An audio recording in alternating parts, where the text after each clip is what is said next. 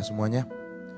Saya harap semuanya dapat sehat semuanya, yang streaming, yang di rumah, yang dimanapun saudara berada, boleh sehat dalam keadaan yang baik, dalam keadaan jasmani rohani yang baik. Dan saya berdoa buat setiap kita, biar setiap kita menjadi generasi terdahsyat, menjadi generasi yang menuntaskan apa yang Tuhan inginkan dalam hidup kita. Dan saya percaya juga setiap kita akan menggarami dunia ini dan menjadi besar karena kita membawa warna buat dunia ini. Amin saudara. Amin. Kita akan buka di Matius 6 ayat 26. Hari ini saya akan sekali lagi ngomong tentang money. Sempat terpotong, tapi hari ini saya akan ngomong sekali lagi tentang uang. Mungkin seringkali orang berkata di dalam gereja kok ngomong uang. Tapi hari ini saya merenungkan, kita mau jadi generasi terdahsyat kalau kita gak bisa menjadikan uang itu menjadi hamba kita. Ternyata kita gak jadi generasi terdahsyat. Kok di gereja ngomongin uang? Seringkali kita ngomong, jangan ngomong uang, tabu itu. Tapi hari ini anak-anak Tuhan seringkali gak ngerti gimana cara mengelola uang. Gimana caranya dapat uang. Amin. Di Matius 6 ayat 26 berkata seperti ini. Tak seorang pun dapat mengabdi kepada dua tuan. Yesus sendiri ngomong seperti itu. Karena jika demikian, ia membenci yang seorang dan mengasihi yang lain. Atau ia akan setia kepada yang seorang dan tidak mengindahkan yang lain. Kamu tidak dapat mengabdi kepada Allah dan kepada Mammon. Tuhan Allah mengatakan yang bisa menyamai Tuhan Allah itu siapa? Di dalam ayat ini, Mammon saudara. Mammon itu Tuhan berkata seperti dua tuan. Tuan yang pertama adalah siapa? Tuhan Yesus. Dan tuan yang kedua adalah Mammon. Mengerikan saudara. Bukan iblis. Iblis sudah dikalahkan 2021 tahun yang lalu. Dan dia ada di bawah kaki kita. Betul saudara? Tapi ini loh, yang sampai sekarang kita belum bisa mengalahkan.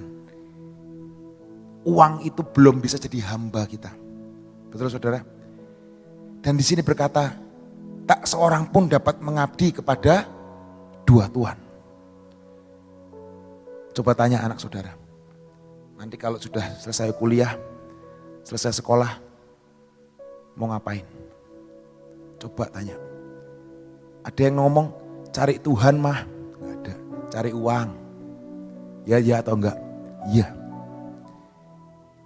Di dalam kehidupan kita, anak muda, saya dulu ngurusin anak muda saudara.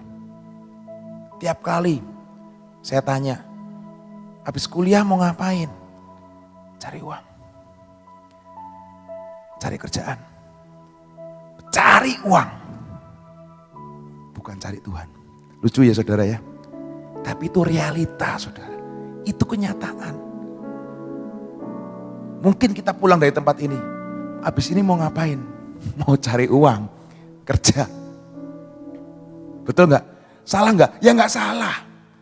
Tapi permasalahannya saudara.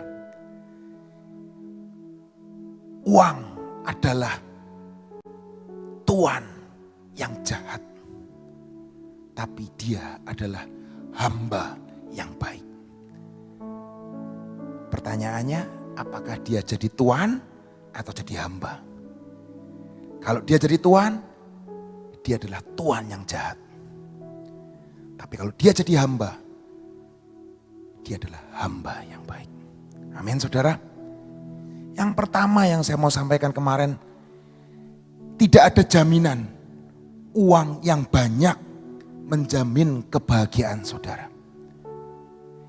Sekali lagi, tidak ada jaminan uang yang banyak menjamin kebahagiaanmu.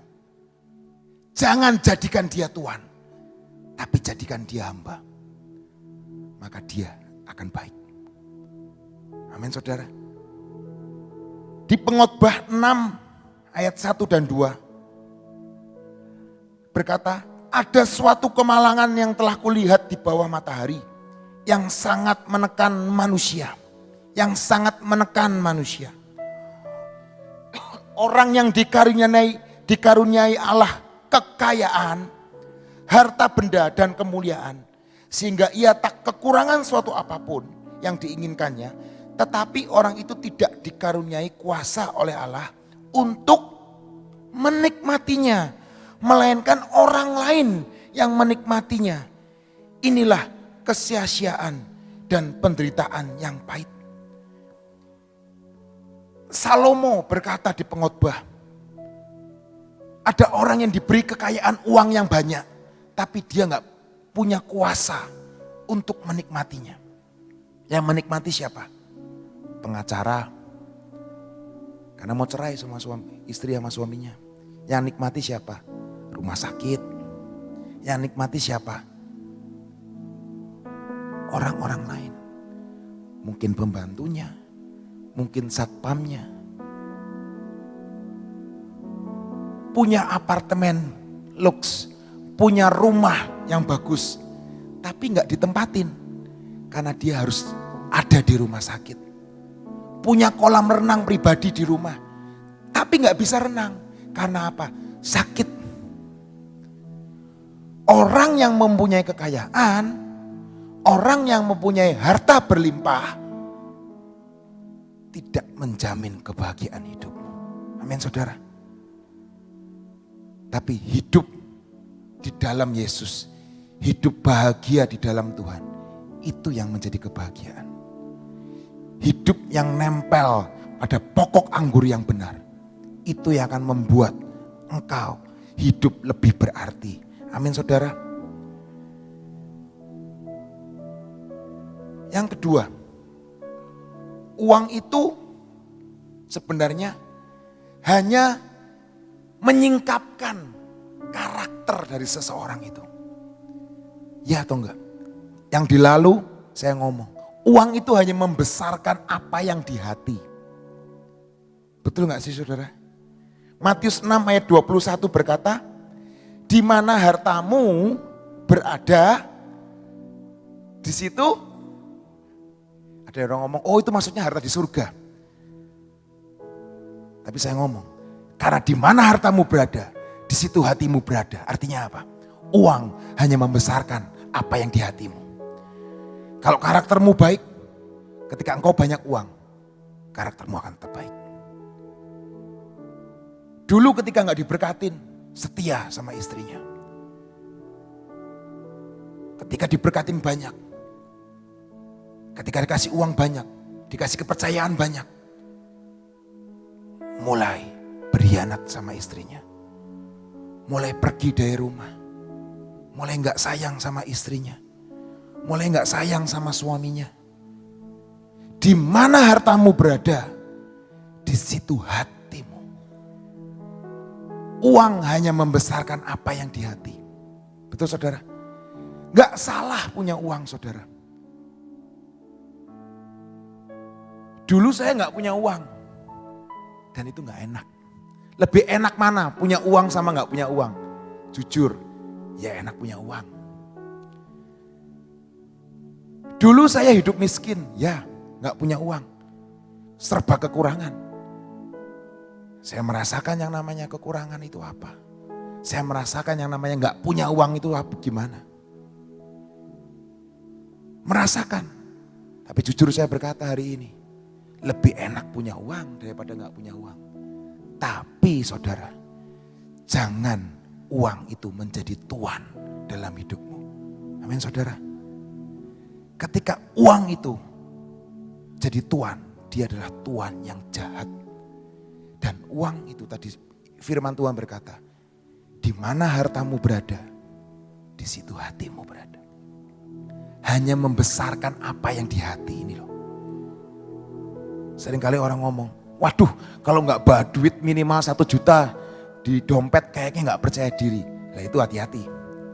Uang menjadi parameter, menjadi ukuran, tolak ukur. Hati-hati saudara, hati-hati. Pengkhotbah 5 ayat 10. Mari kita baca Pengkhotbah 5 ayat 10. Saya belum tuliskan.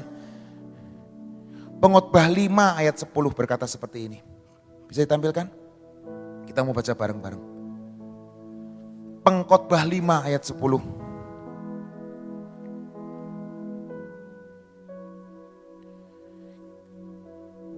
Saya mau sharing apa yang dalam hati saya. Pengkhotbah 5 ayat 10. Kenapa hari ini saya ngomong, wah kok ngomongnya tentang uang ya. Ini gak ada hubungan dengan persembahan saudara. Gak ada hubungannya dengan persembahan. Pengkhotbah 5 ayat 10. Dengan bertambahnya harta, bertambah pula orang-orang yang menghabiskannya. Dan apakah keuntungan pemiliknya selain daripada melihatnya? Ayat selanjutnya.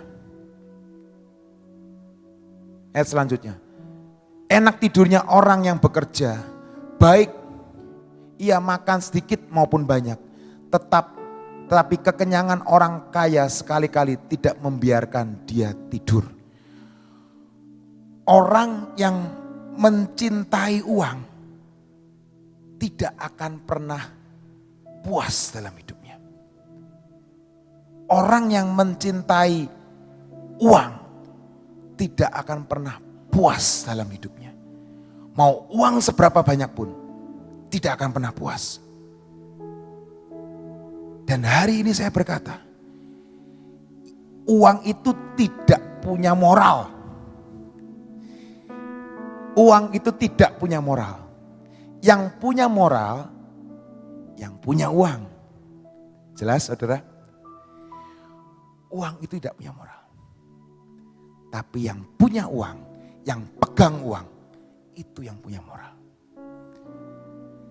Jadi kalau hari ini ada orang yang ngomong gini, tes orang itu, kasih apa? Ketika dia punya uang, kasih dia uang. Itu karakternya, moralnya, kepribadiannya akan kelihatan. Akan kelihatan. Gak usah tes psikologi dengan bayar mahal. Psikologi dengan, ayo tes psikologi yuk rame-rame yuk. Buat saya, kasih dia uang, kasih dia berkat. Nanti kan kepribadiannya kelihatan.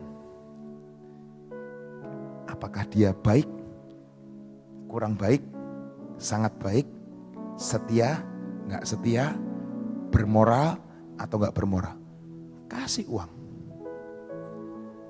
Akan kelihatan kepribadiannya. 1 Timotius 6 ayat 9 ayat 11. Jangan ingin kaya saudara. 1 Timotius 6 ayat 9 sampai 11.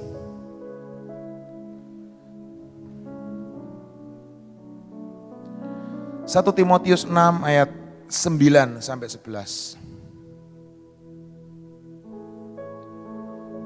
Tetapi mereka yang ingin kaya terjatuh ke dalam pencobaan, ke dalam jerat, dan ke dalam berbagai-bagai nafsu yang hampa dan yang mencelakakan, yang menenggelamkan manusia ke dalam keruntuhan dan kebinasaan. Ayat 10, karena akar segala kejahatan ialah cinta uang. Sebab oleh memburu uanglah beberapa orang telah menyimpang dari iman dan menyiksa dirinya dengan berbagai-bagai duka. Ayat selanjutnya ayat 11. Tetapi engkau hai manusia Allah, jauhilah semuanya itu, kejarlah keadilan, ibadah, kesetiaan, kasih, kesabaran, dan kelembutan. Jangan kejar uang, uang jangan di depan, tapi uang yang di belakangmu. Ingat saudara, saya kasih perumpamaan tentang uang 100.000, jangan uang di depan, tapi uang di belakangmu. Biar uang yang mengejar engkau. Kalau kita ngeburu uang, uang itu akan hilang. Tapi kalau kita ngejar kesetiaan, ibadah, maka Tuhan akan melimpahkan semuanya itu. Amin saudara. Yang ketiga, nyambung ayat tadi juga. Anda akan kehilangan apapun yang Anda tidak bisa kelola. Dan itu ada firman-Nya. Di mana? Di Matius 15. Ingat tentang talenta? Ingat tentang talenta saudara? Talenta itu Alkitab ngomong uang. Talenta itu uang. Ada yang dapat 5, ada yang dapat 2, ada yang dapat 1.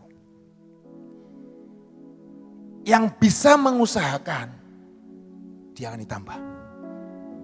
Yang tidak dapat mengelolanya, akan diambil. Itu sama saudara. Pekerjaan, pelayanan, keluarga, apapun. Kalau Anda nggak bisa mengelolanya, akan diambil daripadamu. Matius berkata seperti itu. Perumpamaan tentang kerajaan surga. Dan Tuhan ngomong, ada yang diberi 5 talenta, 3 dan 1. Dan Tuhan ngomong, itu uang. Itu uang. Itu pekerjaan. Itu pelayanan. Itu waktu. Itu energi. Dan kalau kita nggak bisa kelola, akan diambil. Jadi hati-hati saudara. Tuhan tidak pernah memberikan, ini loh kekayaan, ini loh kekayaan, jebret. Enggak, saudara. Di Ulangan 8 ayat 18 berkata, ingat kepada Tuhan Allahmu. Di Ulangan 8 ayat 18 kita mau baca sekali lagi. Saya sangat suka ayat ini saudara. Tetapi haruslah engkau ingat kepada Tuhan Allahmu, sebab dialah yang memberikan kepadamu duit, uang, harta, enggak saudara.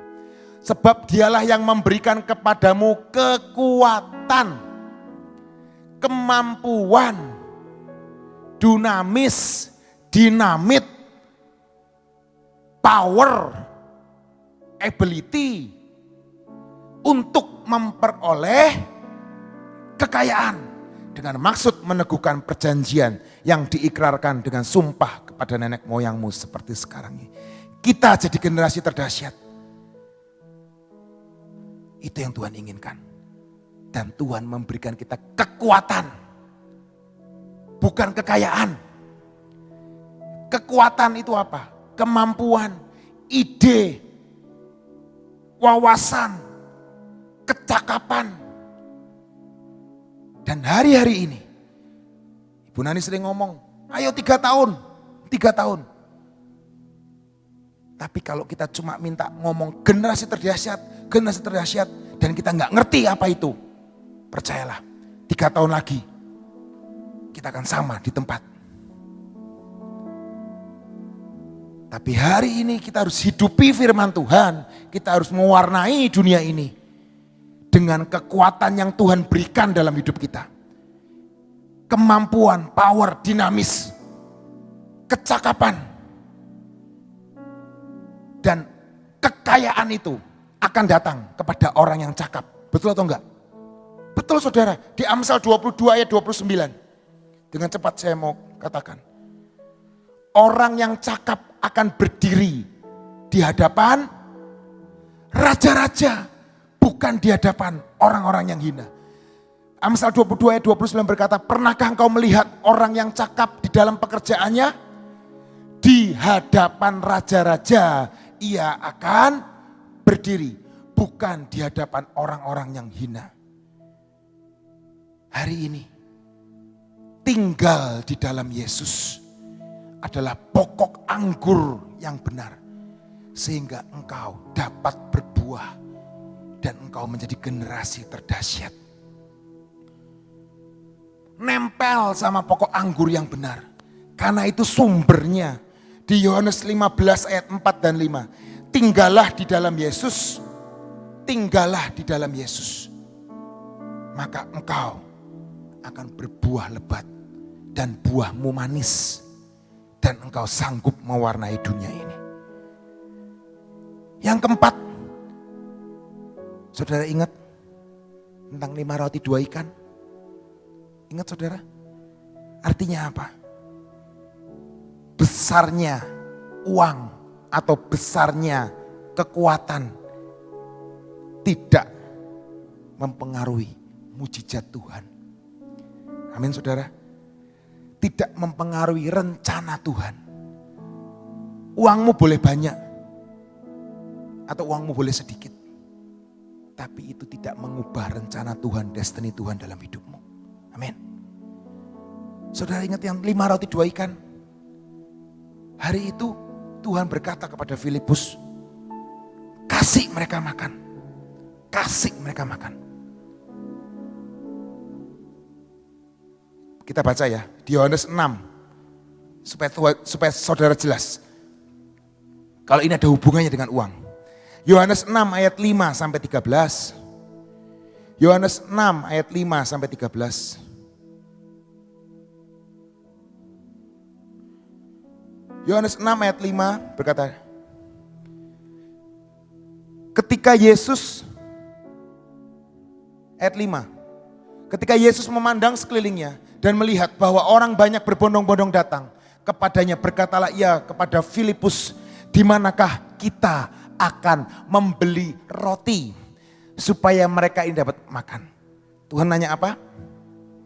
Beli loh, betul? Di mana kita akan membeli roti supaya mereka ini dapat makan. Ayat selanjutnya.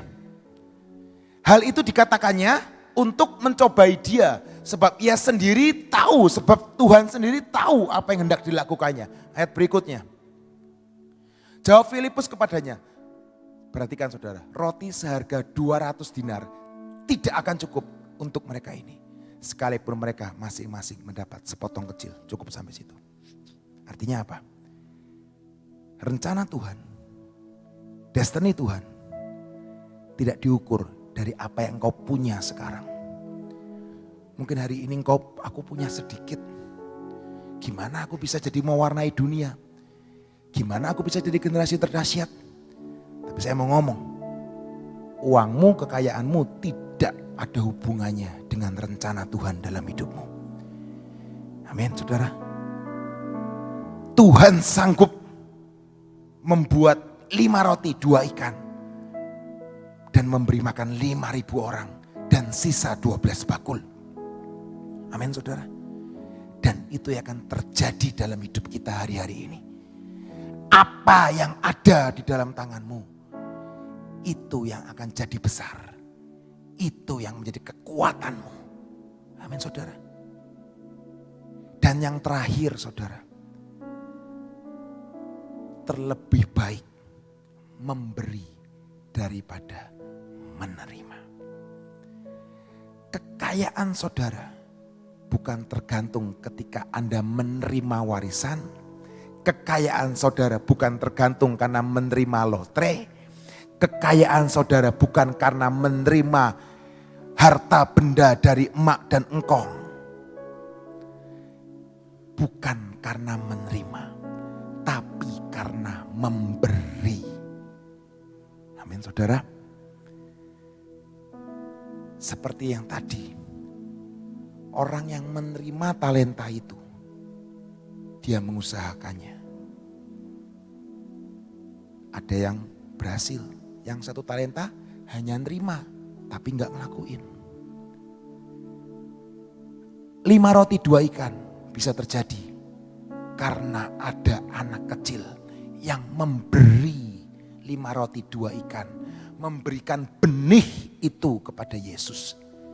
Dan ketika benih itu diberikan kepada Yesus, yang kecil itu, yang tidak seberapa itu, diberikan kepada tangan sang kreator, tangan sang pembuat mujizat itu. 5 roti 2 ikan.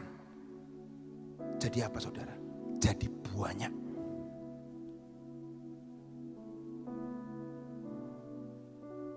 kekayaan, uang kita banyak atau enggak, itu enggak tergantung dari ketika kita menerima lotre atau kita menerima warisan. Banyak yang saya lihat, orang yang terima warisan begitu banyak, orang yang terima lotre begitu banyak. Dalam sekian bulan, dalam sekian tahun, habis tidak bersisa. Tapi hari ini, belajar memberi.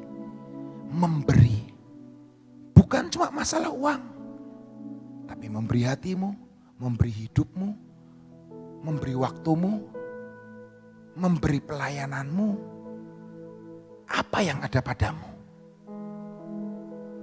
Saudara tahu, pemain bola atau pemain basket dunia, mereka itu dibayar mahal banget loh saudara. Dan mereka tidak suka di bangku cadangkan. Mereka punya cinta kepada passionnya, yaitu siapa? Olahraga itu. Biarpun dibayar mahal, tapi kalau mereka hanya di bangku cadangkan, musim depan mereka akan minta apa? Pindah. Mereka gak mau. Dibayar mahal, tapi gak dimainin, gak mau. Mereka pengen main, pengen memberi, pengen berpartisipasi. Itu pemain profesional. Dan kalau mereka di bangku cadangkan oleh pelatihnya, mereka akan pindah ke klub yang lain. Hari ini kita sebagai anak-anak Tuhan, kita senang di bangku cadangkan. Wah, udah ada berkat Tuhan, ngapain saya pelayanan lagi? Wah, sudah ada berkat Tuhan. Sudah cukup hidup saya. Gak perlu saya pelayanan. Gak perlu saya memberi waktu. Gak perlu saya berpartisipasi. Hati-hati saudara. Ketika engkau berpartisipasi, ketika engkau melakukan bagianmu, itu juga memberi. Dan firman Tuhan berkata, beri maka engkau akan diberi. Bukan terima maka engkau akan terima, enggak. Beri maka engkau akan diberi. Life is about a giving. Memberi. Bukan hanya kita ngomong, aku terima. Percayalah saudara, ketika hidupmu, motomu hanya berkata aku terima, hidupmu tidak akan pernah kemana-mana. Anak kecil itu, dia tahu hanya 5 roti dan 2 ikan. Dan diberikan kepada Yesus dan jadi besar. Amin saudara. Uang adalah hamba yang baik. Tapi kalau kita gak ngerti, dia berubah menjadi tuan majikan yang kejam. Karena orang memburu uang, orang hidup di dalam penderitaan. Jangan mau memburu uang, tapi biarlah uang memburu engkau. Kemanapun kau pergi, berkat Tuhan, kasih karunia Tuhan, keajaiban Tuhan mengikuti engkau sampai akhir hayatmu. Amin saudara. Dan setiap tanah yang kau injak menjadi tanah perjanjian, menjadi tanah yang penuh dengan berkat. Amin saudara. Tuhan Yesus memberkati kita semua. Dan percayalah, rencana Tuhan jadi dalam hidup setiap kita. Mari kita berdoa. Tuhan Yesus, kami mengucap syukur buat hari ini Tuhan. Biar hari ini Tuhan, kami hanya mengabdi kepada Tuhan yang sesungguhnya. Yaitu Yesus Kristus Tuhan kami. Tuhan di atas segala Tuhan. Kami mau ikut jalan-jalan-Mu Tuhan. Kami mau Tuhan hidup seperti pokok di dalam pokok anggur.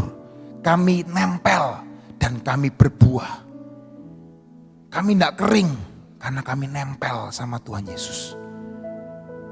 Dan kami juga mau Tuhan, kalau Engkau memberikan kekuatan kepada setiap kami, mari Tuhan, kami terima power, kami terima ide-ide dari surga, kami terima wawasan, kami terima kecakapan, Kami terima talenta-talenta yang baik.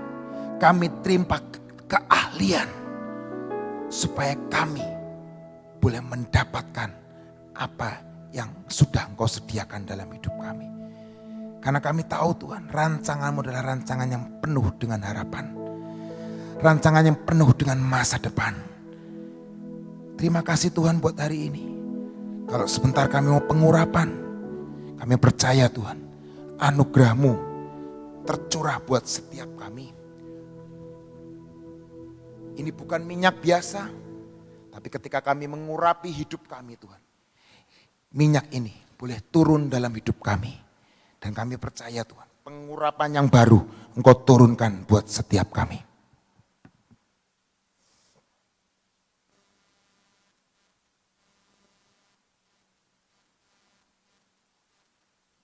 Kita akan urapi.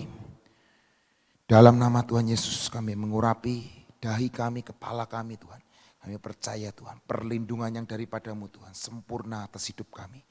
Sepanjang umur kami Tuhan, hidup kami dijagai oleh kasih karunia Tuhan.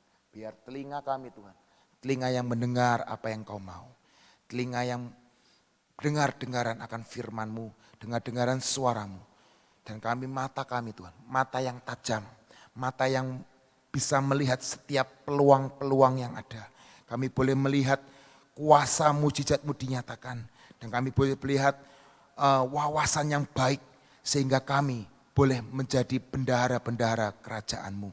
Biar mulut kami Tuhan, mulutnya mengucapkan perkataan yang baik. Dan kami percaya Tuhan, apa yang kami perkatakan, yang Tuhan sesuai dengan Tuhan, itu jadi dalam hidup kami. Setiap kutuk, setiap tanah yang tandus kami perkatakan di dalam nama Tuhan Yesus, itu menjadi subur, menjadi berkat di dalam hidup kami. Kami urapi hati kami, biar hati ini hati yang lembut, hati yang nurut apa yang Tuhan mau. Kami juga mengurapi tangan kami Tuhan, tangan yang penuh dengan kerajinan, tangan yang diurapi dengan susu dan madu, dengan minyak. Dan kami percaya apa yang kami pegang, apa yang kami usahakan menjadi besar dan menjadi mendunia bersama Yesus. Kami juga berdoa Tuhan, kaki kami Tuhan, kaki yang seperti kijang, kaki yang membawa kami ke gunung-gunung yang terlalu tinggi buat kami. Kau beri kekuatan buat kaki kami Tuhan, supaya kaki kami ini Tuhan akan menaklukkan setiap gunung-gunung yang tinggi. Dan kami percaya Tuhan, anugerah-Mu itu tercurah dalam hidup kami Tuhan. Terima kasih Bapa, kami ucap syukur buat hari ini. Dan kami percaya waktu-waktu ke depan adalah waktu-waktu yang ajaib, waktu-waktu berkat, waktu-waktu supranatural. Dan kami akan melihat sign and wonder, kami akan melihat Tuhan berjalan bersama-sama dengan kami sendiri. Terima kasih Tuhan, hanya di dalam nama Tuhan Yesus Kristus. Amin. Tuhan Yesus memberkati kita semua.